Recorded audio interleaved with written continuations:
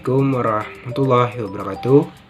Perkenalkan, nama saya Soeharno, NPM 18640085. Saya dari Fakultas Teknik, jurusan Teknik Sipil, Universitas Islam Kalimantan Muhammad Arsad Al-Banjari, Banjarmasin. Jadi saya langsung saja akan menjelaskan secara singkat apa itu tentang sistem pengolahan air limbah dan IPAL.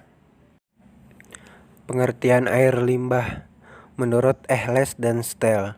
Air limbah atau air buangan adalah sisa air dibuang yang berasal dari rumah tangga, industri maupun tempat-tempat umum lainnya, dan pada umumnya mengandung bahan-bahan atau zat-zat yang dapat membahayakan bagi kesehatan manusia serta mengganggu lingkungan hidup. Yang kedua ada sumber limbah. Di sini yang pertama air buangan yang bersumber dari rumah tangga, yang kedua air buangan industri, dan yang ketiga air buangan kota praja. Yang ketiga ada karakteristik air limbah. Yang pertama itu ada karakteristik fisik, yang kedua ada karakteristik kimiawi, dan yang ketiga karakteristik bakteriologis. Yang keempat itu ada parameter air limbah. Berikut adalah parameter yang dapat digunakan berkaitan dengan air limbah. Yang pertama ada kandungan zat padat, kedua kandungan zat organik, ketiga kandungan zat anorganik, keempat kandungan gas, kelima kandungan bakteri, keenam kandungan pH, dan yang terakhir yang ketujuh suhu. Yang kelima dampak buangan air limbah. Air limbah yang tidak menjalani proses pengolahan yang benar tentunya dapat menimbulkan dampak yang tidak diinginkan.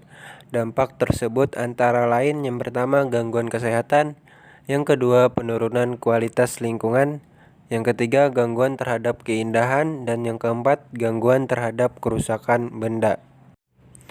Yang keenam ada pengolahan air limbah. Yang pertama, tujuan pengolahan air limbah yaitu mencegah pencemaran pada sumber air rumah tangga.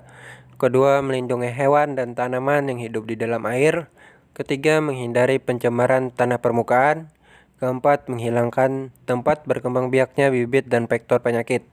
Yang kedua, ada syarat pengolahan air limbah. Yang pertama, tidak mengakibatkan kontaminasi terhadap sumber-sumber air minum.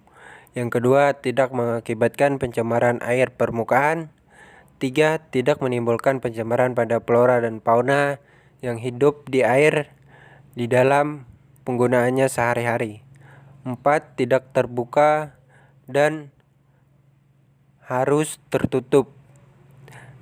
Kelima, tidak menimbulkan bau atau aroma tidak sedap. Yang ketujuh ada metode pengolahan air limbah. Yang pertama pengenceran, yang kedua case full, yang ketiga sumur resapan, keempat septic tank, dan yang kelima sistem RO.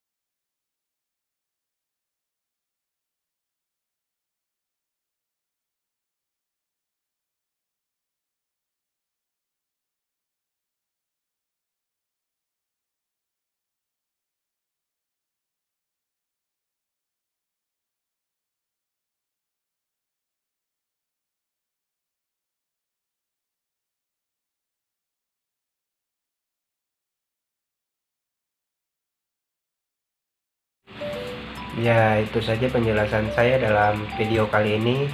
Saya ucapkan terima kasih. Wassalamualaikum warahmatullahi wabarakatuh.